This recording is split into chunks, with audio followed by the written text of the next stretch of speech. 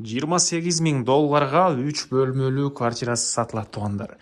Баасы көпчүлүккө эле жакса керек. Жана бул видеону жогото албайын десеңиздер, туугандар, лайктан басып сактаңыздар. Ээсинин номери видеодо экранда жана описанияда ээсител деп жазылып турат туугандар.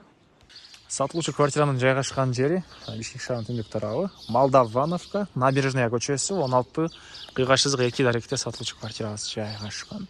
Сиздер бул жака келүү үчүн Объездной Алматинин көчөсүнүн кесилишинен бир аз Ленский менен түндүктү карай келип, чыгышты карай жүрсөңүздөр, Молдавановка келип аласыздар. Яндекстен деле карап көрсөңүздөр болот, Молдавановка деп. Андан ары короосунда парковкалары, бул жакта балдарга аянтчасы бар экен. Бул подъездден сиздерге экинчи этажга чыгып, калган маалыматты бир чекеден берели туугандар. Мынакей туугандар, бул квартирасынын кире бериши 53/1 болгон, 53/10 болгон. 3 бөлмөлүү квартира, экинчи кабатта жайгашкан туугандар.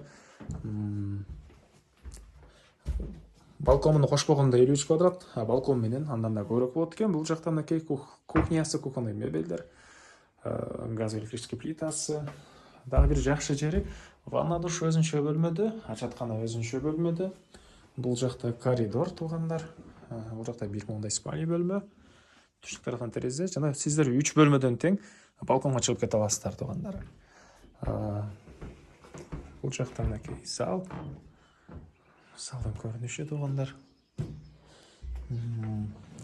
Так. Мебель, спальня бөлмөдөгү мебель жана кухонный мебелдер калат экен. Бул жакта мынакей балкон, балкондон короо тарабы көрүнөр. Отоплениясы электрический жана угол экен туугандар, көмүр. Электроэнергиясы деле дээрлик өчпөйт экен туугандар. Так, дагы эмне маалымат? Бул жакта мынакей 3-чү бөлмө. Мынакей туугандар, көрүп тургансыздар, ремонт документ ээсинин колунда экен. Чит садиктер бар экен туугандар, гос садик бар экен Молдавановкада. Анан так эмне бар? Бул жагында балкон.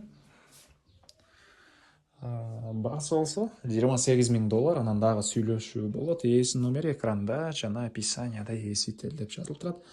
Звонок кылып сүйлөшүп көрүңүздөр жана ушундай квартира издеген дос туугандар менен видеону бөлүшүп кетиңиздер.